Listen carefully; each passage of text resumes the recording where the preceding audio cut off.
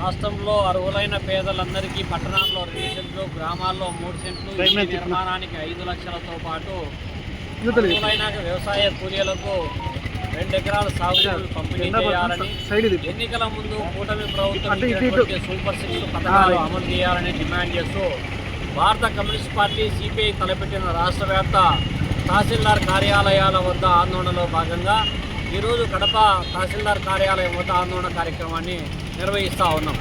పాలక ప్రభుత్వాలు ఎన్నికల ముందు ఇండ్లు ఇస్తాం, ఇంటి స్థలం ఇస్తాం, రేషన్ కార్డు ఇస్తాం, పెన్షన్ ఇస్తాం, వాటితో పాటు మౌలిక సదుపాయాలైన రోడ్లు, కాలువలు, వీధి లైట్లు, 24 గంటలు త్రాగునీరు అందిస్తామని చెప్పి గొప్ప మాటలు చెప్పడం తప్ప ఆచరణలోకి వచ్చేటప్పటికీ కూటమి ప్రభుత్వం అధికారంలోకి వచ్చి ఏడాది పూర్తి చేసుకున్నప్పటికీ ఇంతవరకు ఎన్నికల వాగ్దానాలలో ఒక్కటంటే కూడా అమలు చేసినటువంటి దాఖలాలు లేవు.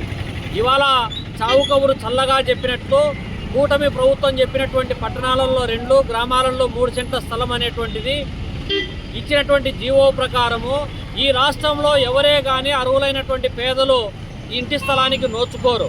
కారణం ఏమంటే ఇల్లు స్థలం పొందాలంటే తన జీవితంలో ఎక్కడే కానీ తన పేరుతో సొంత స్థలం ఉండకూడదు, ఎప్పుడే కానీ ఎక్కడే కానీ పట్టా ఇచ్చి ఉండకూడదు. ప్రభుత్వం వైపు నుంచి పోయిన ప్రభుత్వమే జగన్మోహన్ రెడ్డి సచివాలయ వ్యవస్థ ద్వారా 32 లక్షల మందికి 1 సెంటు జాగా పేరుతో మోసం చేశాడని నువ్వే చెప్తివి.